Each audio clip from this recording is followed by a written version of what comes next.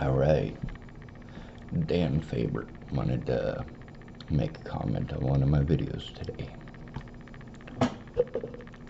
Imagine that. And Dan Fabert is one of those people that I blocked. There are certain things you just don't do. Now, of course, it's alright for everybody to yell at me. It's alright for everybody to yell at each other. It's not alright for me to raise my voice, is it? No, it's not. If I raise my voice, it means I'm yelling, doesn't it? No. You guys get to hear on my channel what it sounds like when I yell. I speak out because someone has to. And now when all that shit went down in Colorado, Dan Fabert and Missy Layla Johnson were going to help me. Now Dan Fabert, he was the money guy. The money wasn't the important part, his voice was. Just like with Missy Layla Johnson, her voice was important. It turned out that she was not who she claimed to be, and Dan Fabert was aware of it, and he did not bother to tell me. I don't need people like that. I don't. Drama hounds and asswipes who are too cowardly to admit who they are and speak up in court. Missy Layla Johnson ended up being a web nut job. There's a lot of other people who ended up being web nut jobs, making fake profiles to pretend they wanted to be friends with me. Well, fuck you. That's a great thing about Shannon Alvarado. That's really Shannon Alvarado. That's the great thing about Brett Roloff. He's really Brett Roloff. Now, the account that Mr. Dan Fabert wanted to type to me from today, it says that account has been active for 6 years. Dan had an active role in a lot of things. Matter of fact, I've even got a piece of paper over here from Super 8. Dan Fabert paid for my room there for a couple of days. No joke. Now, obviously, with me telling all of the good things that these people had done, that's only part of it. These people also needed to come forward themselves. They needed to speak up themselves. What are the chances of Dan Fabert doing that?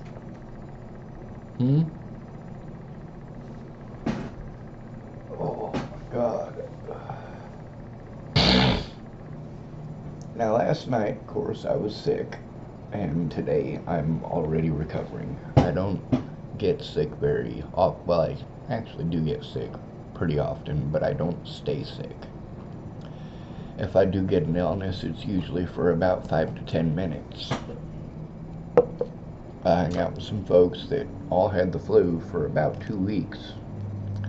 The worst I got was waking up in the morning and puking, and that was the end of it.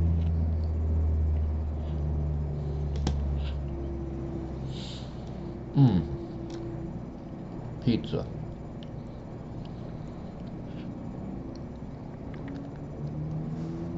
Now, with all the stuff with Dan Fabert and all of his involvement, you think he bothered to tell the FBI about any of that when they called him? And according to the conversation with him on my YouTube channel here, he claims that he did. He claims that he did talk to the FBI. Did he tell them any of the things that were going on? Any of his involvement? Anything about any of these web sleuths? People like Layla Missy Johnson, who he had direct involvement with. Do you think he bothered to tell them any of that? Probably not.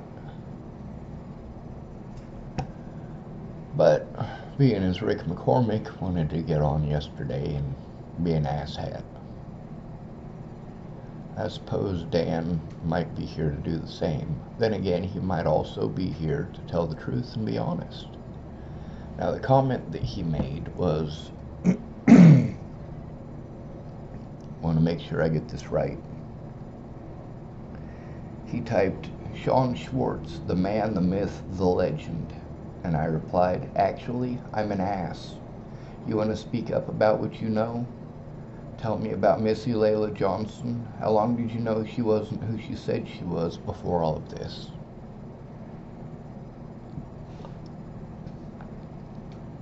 That was a silent belch. It's a little weird. I probably should have pushed with my diaphragm. But that's on a video titled Brett Roloff, Rick McCormick, Corruption in Chapel, and Digging in Poop for Addictions. Dan Fabert, you want to come forward now? You want to speak up now? You want to say what you know? Probably not. You want to explain to people how you treated me? How you wanted to do the whole you just need to man up bullshit?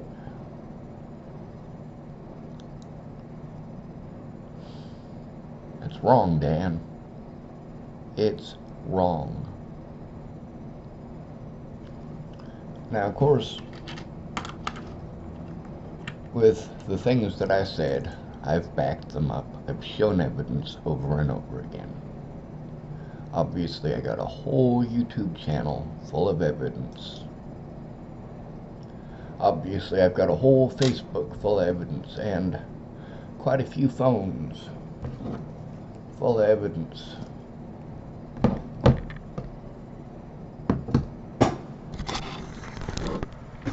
Got piles of paperwork full of evidence.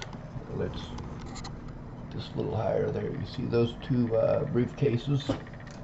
This one and that one, full of evidence. All those bags of papers,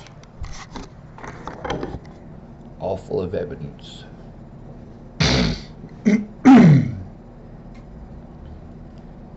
The problem is, without people like Shannon Alvarado actually making an honest effort, that's the thing that really gets me. Shannon Alvarado, hours and hours and hours and hours and hours of recorded calls with her making every excuse not to try.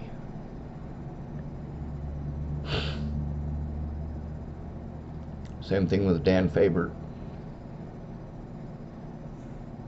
Layla Johnson, it's no wonder why she didn't come forward. She's not a real person. There's a lot of them fake profiles. People who want to come on in the middle of the situation and pretend like they know everything.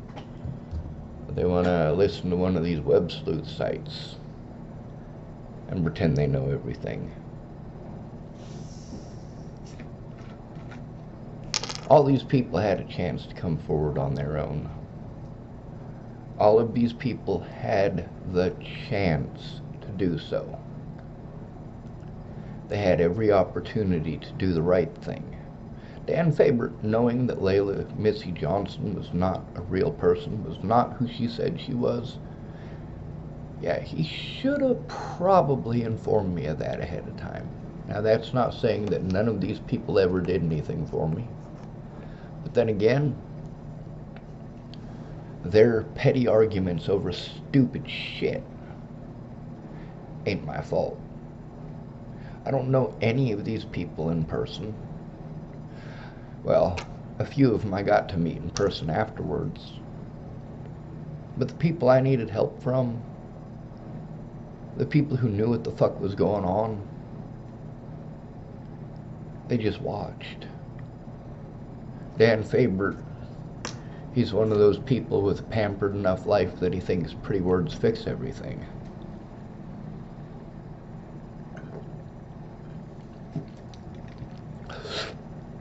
Claims he knows more about autism than I do because he used to work in a facility.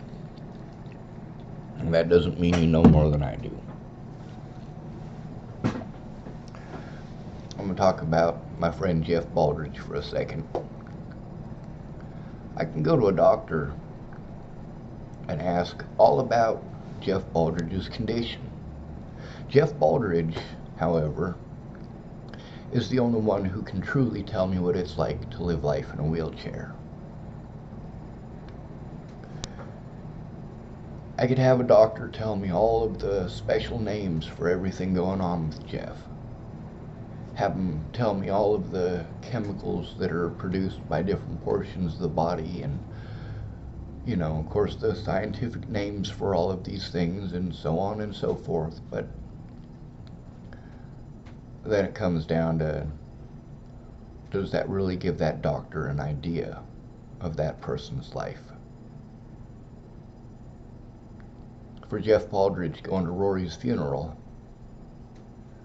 he had to be carried up the steps of the Methodist Church in Chapel, Nebraska, so that he could attend Rory's funeral. Rory was another one of those folks who was trying to turn in Sheriff DaCosta, and they won't let you. You're not allowed unless you have money for a lawyer, and every cop knows this. It's a standing joke with them. Are you get a lawyer when you get out? It's sick. Now, of course, I've gotten to record witnesses to some of the other deaths of some of my other friends, like Tony DeStassi, and, of course, Anna Alford.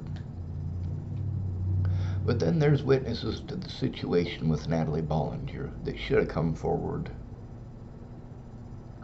All of these people should have come forward. People like Kinga Nichols. Kinga Nichols had direct involvement in the situation with Natalie. With the situation with my therapy there in Nebraska, or here in Nebraska rather. Dan Fabert had direct involvement in many of these groups. Direct involvement with me and Layla Johnson. Dan, are you going to come forward about what you know?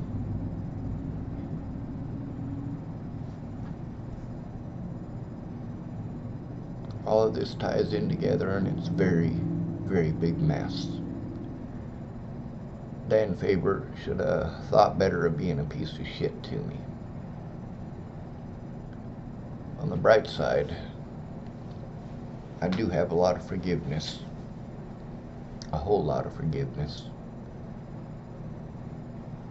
I don't think Dan Fabert's going to come forward any more than I think Brett Roloff is going to come forward, or any more that I think any of these other drug addicts are going to come forward. There's a chance he might. And I think it's probably right and proper to give him that chance.